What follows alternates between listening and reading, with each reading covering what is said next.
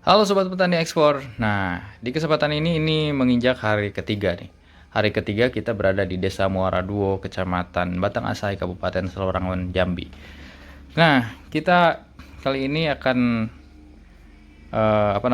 praktek lapangan ya. Setelah kemarin kita melakukan paparan materi, hari pertama sekilas tentang materi pengolahan, materi produksi, sampai materi pemasaran. Nah, hari ini kita menuju praktik lapangan nih. Jadi konsep materi kita biasanya ya seperti itu. Konsep pendampingan kita yang pertama biasanya sekilas tentang gambaran proses produksi di petani, di tempat kelompok, kemudian di pemasaran juga. Nah, hari ini kebetulan kita lagi acara praktik lapangan, yaitu proses pembuatan gula aren. Gula aren jahe merah sih kali ini.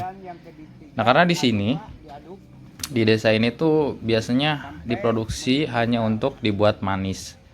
Jadi mereka bilang manis. Jadi bentuknya seperti gula cair. Mungkin setengah jadi ya, masih dari nira kemudian dididihkan dan hanya sampai seperti itu biasanya. Nah, ini nira dari petani.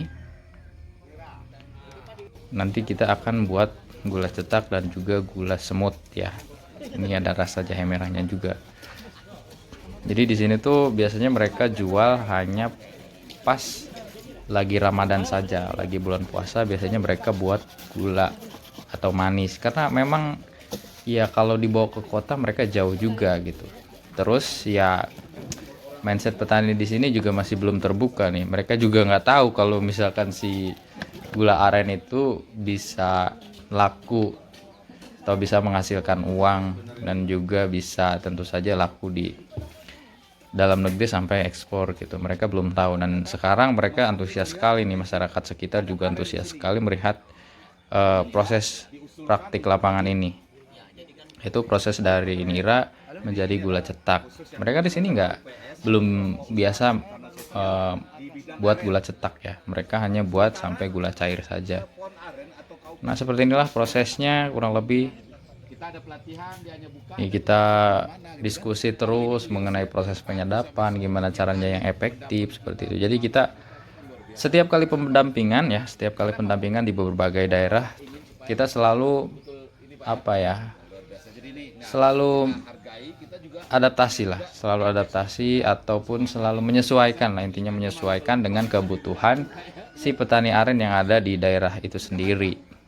Jadi kadang-kadang kita ingin memaksakan materi yang kita punya, tapi kenyataan di lapangan kan berbeda. Jadi kita menyesuaikan dengan potensi yang ada, kita kembangkan. Seperti itu sih konsep pendampingan kami di beberapa daerah. Nah, inilah proses pembuatan gula aren dari nira sampai menjadi gula cetak, kemudian gula semut. Kalau ini sih sudah pakai flavor atau sudah pakai rasa jahe ya kita buat.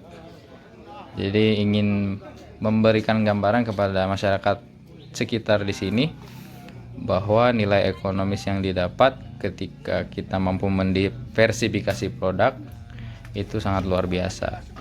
Jadi yang tadinya gula aren cuma harga berapa, 15.000 kalau gula cetak gitu ya, itu bisa jadi 70-80.000 kalau dibuat gula aren jahe seperti ini.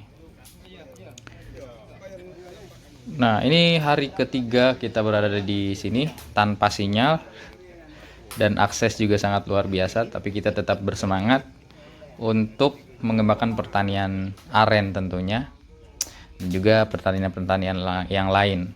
Semoga dengan adanya silaturahmi kita seperti ini bisa menambah wawasan juga untuk kita, kemudian teman-teman juga yang ada di sini, petani-petani di sini juga bisa berkembang, karena kami sangat senang sekali kalau di setiap daerah yang ada arennya itu bisa dimanfaatkan dan tentu saja meningkatkan ekonomi masyarakat yang ada di sekitar. Nah, ini Kangkam Sari ya kami bawa, ini bagian produksi kami di Banten. Jadi kami bawa ke sini untuk bagian praktek produksi seperti ini. Kemudian ada Pak Anwar juga. Pak Anwar adalah ketua KUB Mitra Mandala di Banten, dan beliau adalah pakarnya di bidang proses produksi aren. Jadi biasanya kami satu kali berangkat biasanya tiga orang. Nah ini hampir jadi nih, dan masyarakat antusias sekali melihat oh ternyata gula aren yang kita cuma buat dibikin apa namanya gula cair atau manis kalau bahasa lokal di sini.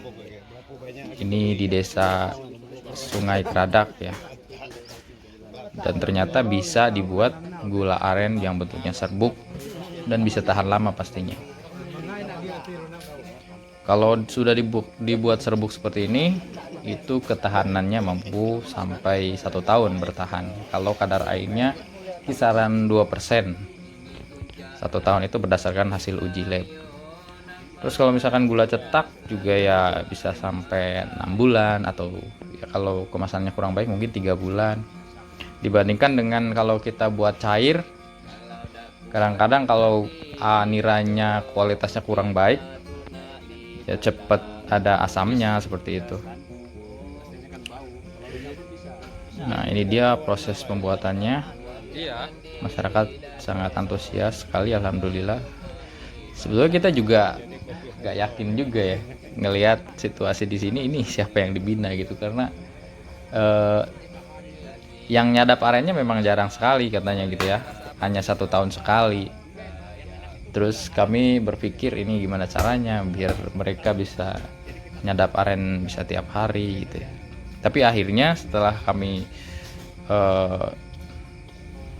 melakukan pendampingan, mereka sangat antusias, mereka sangat bersemangat untuk memproduksi gula aren setiap hari, karena yaitu ternyata mereka belum tahu juga potensi aren di luar daripada desa mereka gitu ya. Ternyata di luar itu, di kota-kota ya gula aren sangat booming gitu ya, dan banyak diminati. Tapi yang karena mungkin akses internet nggak ada ya, susah juga gitu ya. Masyarakat yang deres aren itu ya cuma nyadap aren ya untuk konsumsi pribadi, kalaupun dijual itu hanya pas bulan Ramadan saja. Ini hari ketiga, nanti akan ada hari ke-4, hari ke-5 sampai hari ke-6. Nanti kita akan ujian praktek, kemudian proses penyadapan. Nanti kita akan sharing juga di sini. Ya seperti inilah konsep cara pendampingan kami. Biasanya lebih banyak ke praktek sih, karena kalau pendamping kami sering gitu ya diundang untuk jadi narasumber di hotel, di tempat-tempat atau di kelas gitu ya. Itu bagi para petani, bagi masyarakat yang ingin memang bisa betul-betul bisa menguasai ya susah gitu ya tanpa praktek. Tapi kalau ke lapangan langsung bertemu dengan petani langsung, kita bisa ngobrol-ngobrol, bisa sharing-sharing. Itu materi itu 90% paham.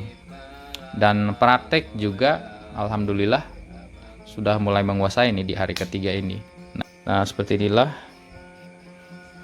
kami juga melibatkan tentu saja para petani di sini agar mulai mencoba untuk melakukannya sendiri.